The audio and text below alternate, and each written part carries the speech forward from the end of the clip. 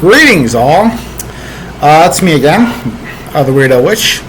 I just wanted to pop in and make another video real quick. I know it's been some time since my last video. I was recently alerted to the fact that my ideas tend to catch on to greater society. No one ever even told me that was the case, but they also told me that was the case. Either that, or I am just really damn good at manifesting. Changing culture, to a more positive direction, because, when you spend your 20s acquiring wisdom instead of, drinking and partying, then, continue on that path, by the time you're in your late 30s like I am, if you were that immersed in it, you tend to know what's right from wrong, what's good and what's bad, and how to make things better, particularly if you're a craftsman, or, in my case, a woodworker. You all know this guy. I'm still working on engineering that puppet mechanism for him. You know who he is. He's Rabbitman. I made him a few years ago. He isn't as well made as I would have liked him to be. I mean, not as well cars as I liked him to be, just because I was trying to. There's a story behind that. I'm not going to go into it. I'm going to make a more another iteration of him soon. Probably one a little bit more larger scale. Well, maybe not. I'm still deciding. But in any case, recently I noticed something about this guy. So I'm in the process of doing some things, making some big moves. I got a different background. I'm hostel hopping. So while I've noticed though that while I was in San Francisco, I saw some fairly recently. I saw some art galleries which had really spectacular art. Even those that would call themselves modern art galleries, they had very, very well done technical skill by traditional standards, but the composition was more modern standard. The actual content of the paintings and things of that nature, and that was not the case. Partially, but it was not as much the case a long time ago. Where everyone was all beauty is in the eye of the beholder, yada yada yada. I'm actually growing very skeptical of those ideas, just based on the experiences I've had, not only with my own self as someone who was inspired by good art to make art, but also as an artist who has essentially seen the reactions of other people to my art, even people who vehemently disagreed with my idea that no, some things are intrinsic to the human mind and can compel people into states of awe and things of that nature. And that's what happened to me. That's what happens to people that I show some of the things that inspire me to, and not just visual arts, music as well.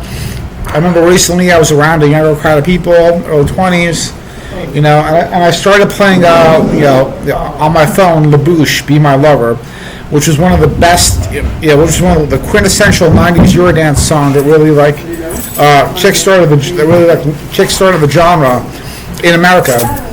It was actually founded by an American, Captain Hollywood, but look him up. It was they were just really entranced by the vibes. They're not used to music that is that peak. Recently, I've been, my wife, she's 10 years younger than me. You know who she is. I've been introducing her to, synthwave and new retrowave and things of that nature, and which is a more modern movement.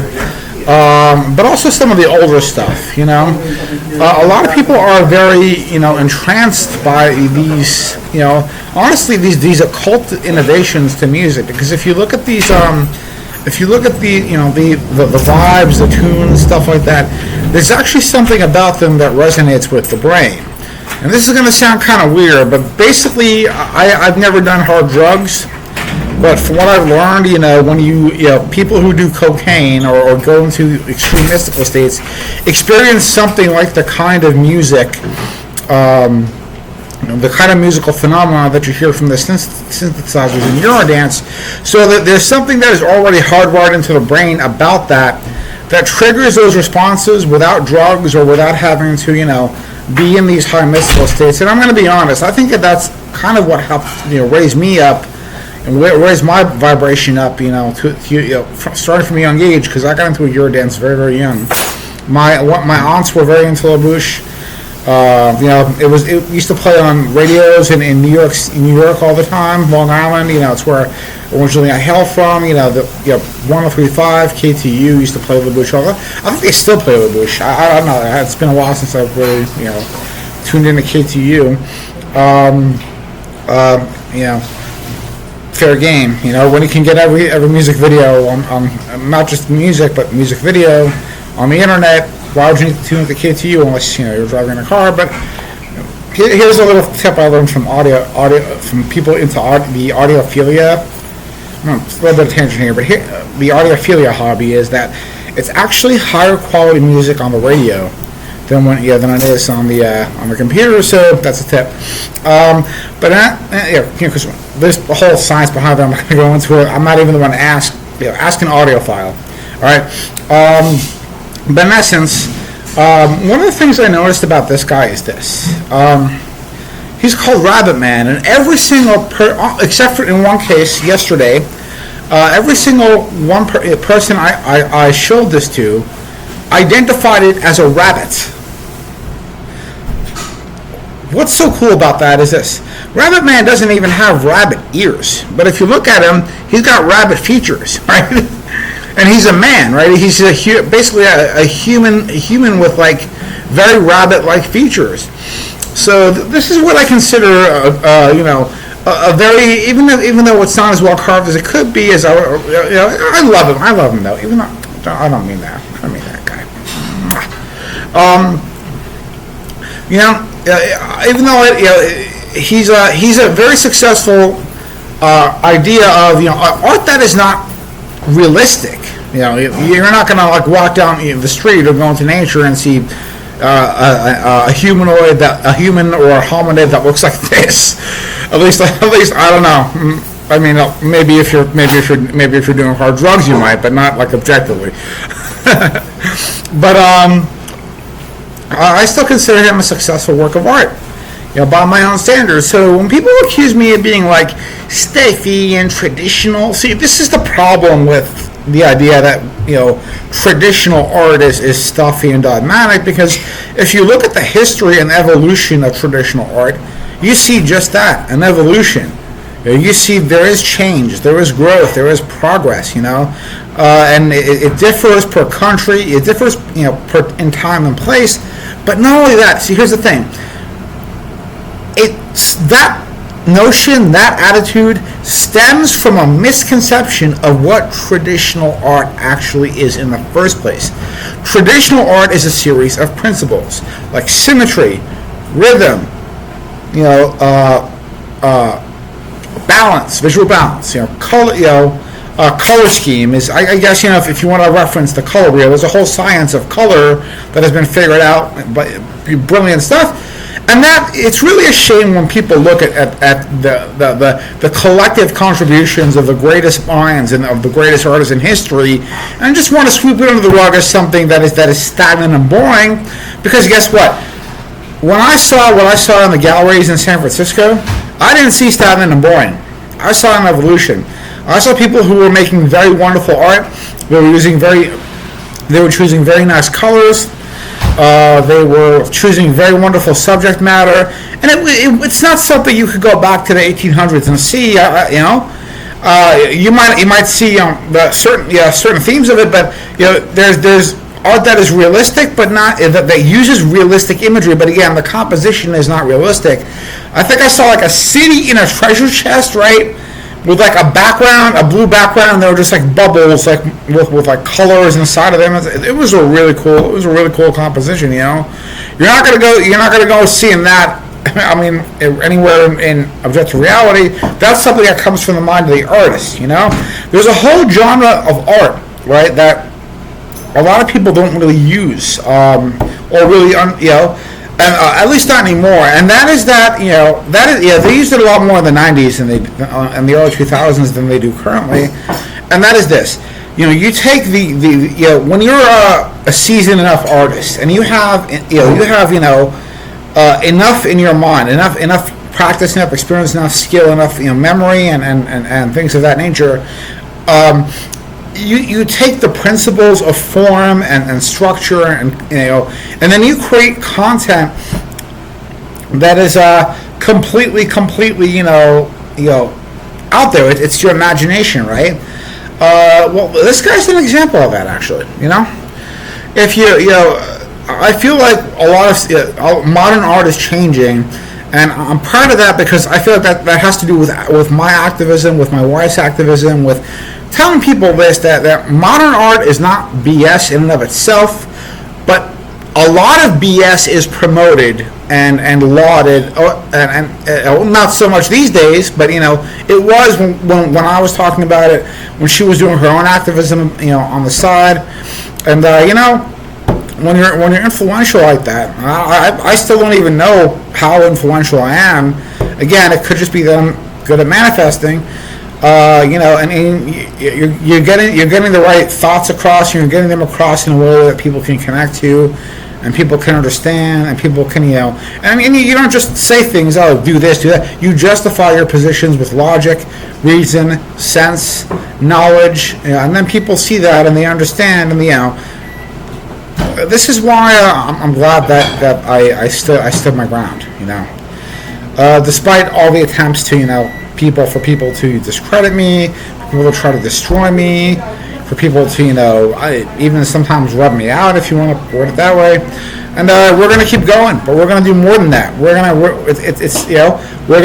to take the arts to an even greater level, and I'm going to start that. I'm going to start, doing my part in that, by putting my nose to the grindstone. I'm going back to college or university. I'm still. I know my major, but I'm gonna do a lot more immersion into some different scientific and artistic fields. I'm not just gonna focus on and my wife taught me this. I'm not gonna focus on my specialty so much that I lose that I lose sight of other things that could actually work better than just specializing all the way. Because when you're a puppet maker and that's your trade, you can't specialize, right? Because puppet making is an interdisciplinary art form, right? If you're going to master it, you have to master not only puppet making but everything surrounding every other discipline that converges into puppet making. That's why I'm going to do more things pertaining to engineering and things like that, because if you want to make puppets for plays and productions, there's not always going to be a pre-established formula or that you can follow for what the production's needs are. You have to be innovative enough to come up with that yourself. So I hope others will hear this, and we'll take it to light, and we'll also understand that there's a very beautiful culture and tradition in our Western arts, and that it doesn't have to be stagnant. It doesn't have to be the same thing that's been done over and over again, and honestly, I don't think it ever truly was. I think, that art that is made real, art that is, art that, I think that, competency in the arts begins with being able, with life drawing and things like that, at least in the visual arts, just like competency in piano playing or music begins with, learning how to play simple pre-established tunes. I guess you can just play. You can just string together your own notes, the chords, and your own chords into melodies, and then you can make your own songs. But I don't think. I think that if you do it that way, you're not as there's something missing in your development. But it's a little bit more intense when you do it with the visual arts, especially when it comes to drawing, painting, and sculpting. You really need to work from reference. You really need to work from life, because and Mark Crilley said this. I learned this from Mark Crilley. Check out his YouTube channel. You probably already know who he is. He's one of YouTube's biggest art channels. He said when you're good at realism, when you're good at drawing from life, you automatically become good at any and every other style. So that's a good way to say that if you're not drawing from life ever, and if you're just throwing paint on canvas and calling it art, you're probably not a serious artist. That's just my opinion. I mean, I think that's the case. Especially as someone who is a serious artist and does devote a lot to that discipline. I know it's a lot of hard work. It's trial by fire. You really have to sit there and you have to, really just almost hurt your brain learning how to draw from life properly. And to think that someone is just gonna bypass that process and then get called an artist anyway, it's kind of insulting. It's very dilettantish to me. But these are just my opinions. But all in all, I think that a lot of real progress has been made to the arts, precisely because people have been taking my ideas to heart and listening to me and my wife and everyone who's on board. And it isn't just I want to impose my opinion on people, even if it is a very informed opinion. It's this: most people, I think, deep down on the inside, know that the whole craze of art that isn't really art is bullshit. There's history behind this, because if we know the idea of what was referred to as so-called modern art, let me explain this. It is a clone of Dadaism, and if you understand the Dadaist movement, you'll understand this. Dadaists never told themselves they were artists; they were anti-art.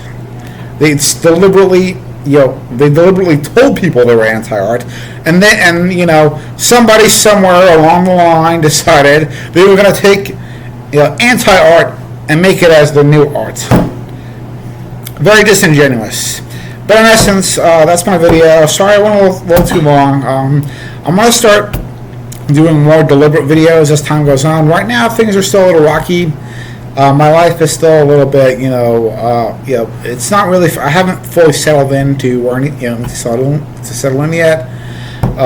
Once I do, and I'm settled, and I got things stabilized, and I got the ball rolling on some projects, and I got enough security, enough stability in my life.